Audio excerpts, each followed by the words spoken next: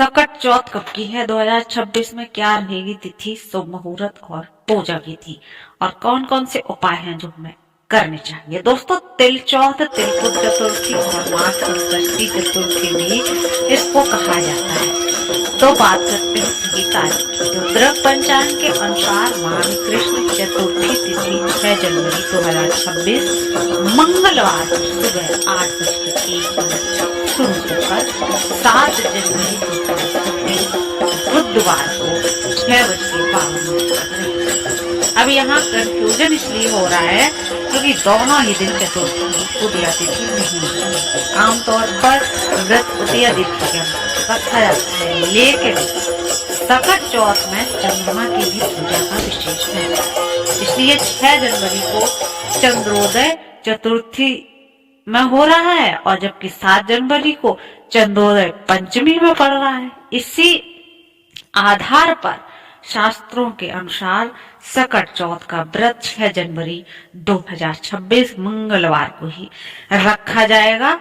इस दिन गणेश जी की पूजा और चंद्रमा को अर्घ्य देकर व्रत पूरा किया जाएगा। कोई इसको 7 जनवरी को भी रख रहा है। 6 जनवरी को सकट चौथ के दिन 3 शुभ योग बन रहे हैं, जो इस व्रत के महत्व को और बढ़ा दे। 6 जनवरी को अगर आप रख रहे हैं तो सुबह 7:15 से 12:17 तक प्रीति योग है। फिर सुबह से लेकर रात 8:21 तक, इसके बाद आयुष्मान योग का आरंभ हो जाएगा। इस दिन अश्लेषा नक्षत्र सुबह से दोपहर 12:17 तक रहेगा। इसके बाद मघा नक्षत्र शुरू हो जाएगा। सकट चौथ पर भद्रा का भी साया हो। सकट चौथ के दिन 40 मिनट की भद्रा लग रही है। भद्रा का समय रहेगा सुबह 7:15 से 8:01। इस भद्रा का वास धरती पर माना गया है, इसलिए इस दौरान कोई भी शुभ कार्य नहीं करना है। सकट चौथ की पूजा भद्रा समाप्त होने के बाद ही आप करिए। और अगर आप 7 जनवरी को रख रहे हैं व्रत, तो फिर हमने एक और पहले इससे वीडियो बनाई थी, वो आप देख लीजिए। सकट चौथ का आई बटन में आपको मिल जाएगा इसका लिंक। सकट चौथ के शुभ मुहूर्त की बात करें तो भगवान गणेश की पूजा के लिए सबसे शुभ मुहूर्त है सुबह 9:51 से 1:45 तक। इसके अलावा ब्रह्म मुहूर्त 5:26 से 6:21 तक। अभिजीत मुहूर्त 12:06 से 12:48 तक। तो इस दौरान आप पूजा कर सकते हैं। और पूजा कब नहीं करनी है? 3:03 से 4:21 तक आपको पूजा नहीं करनी है। इस दौरान राहु काल है। अब बात करते हैं पूजा विधि की। तो सकट चौथ के दिन सुबह स्नान करके साफ वस्त्र पहन के संकल्प ले लीजिए व्रत का। दिन में घर में पूजा स्थान को साफ करके चौकी पर भगवान गणेश की प्रतिमा स्थापित कर लीजिए। गणेश जी को रौली, अक्षत, फूल और दूर्वा अर्पित कर दीजिए। इसके बाद उन्हें जो आपने तिल के लड्डू बनाए थे या तिलकुट हैं तो उनका भोग लगा दीजिए। इस दिन तिल का बहुत विशेष महत्व। धूप दीप जलाइए अब और श्रद्धा से गणेश मंत्र या फिर संकष्टी गणेश व्रत की आप कथा पढ़ लीजिए। दिन भर व्रत रखने के बाद शाम को चंद्रमा जब निकले उसका इंतजार करिए और फिर उसके बाद चंद्रोदय होने पर चंद्रमा को जल में कच्चा दूध, फूल और अक्षत मिलाकर अर्घ्य दे दीजिए और उनसे परिवार की सुख, शांति और संतान की रक्षा की फिर कामना कीजिए। इसके बाद गणेश जी को प्रणाम कर व्रत को पूर्ण करके और प्रसाद खुद ग्रहण कीजिए और फिर सब में प्रसाद को वितरण कीजिए। वैसे सकट चौथ के दिन चंद्रोदय रात को 8:54 पर होने वाला है।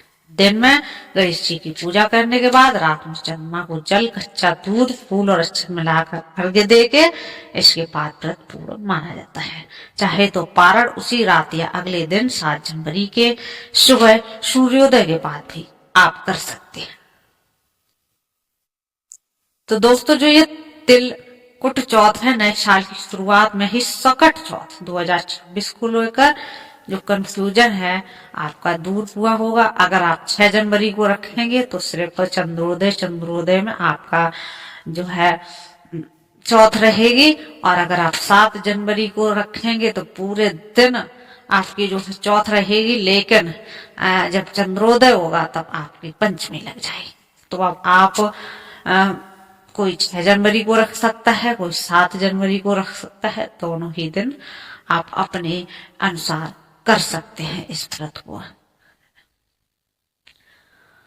दोस्तों, इस व्रत को करने से घर में सुख शांति और जो है अपने जो बच्चे होते हैं उनकी रक्षा के लिए लोग इस व्रत को करते हैं। अब बात करते हैं उपाय की। सकट चौथ के दिन आप अपने बच्चे हैं जो, उनसे शाम के समय अपने बच्चों के हाथ में तेल व गुड़ का दान करवाइए।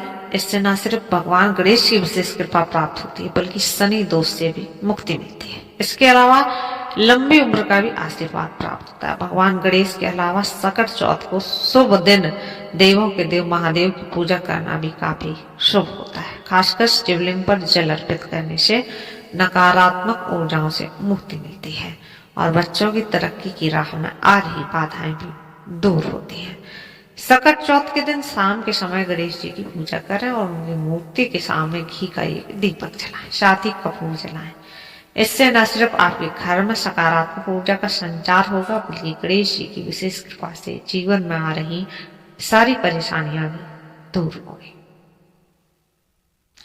सकट चौथ से जुड़े कुछ नियम भी है। सूर्योदय के बाद सोने से बिल्कुल बचना चाहिए। स्नान किए बगैर भोजन नहीं करना चाहिए। काले रंग के कपड़े और इस रंग से जुड़ी चीजों का इस्तेमाल नहीं करना चाहिए। तामसिक चीजों का सेवन नहीं करना चाहिए। नुकीली और लोहे से जुड़ी चीजों का दान करने से बिल्कुल बचे रहें और किसी का अपमान न करें। लड़ाई झगड़े से दूर रहें।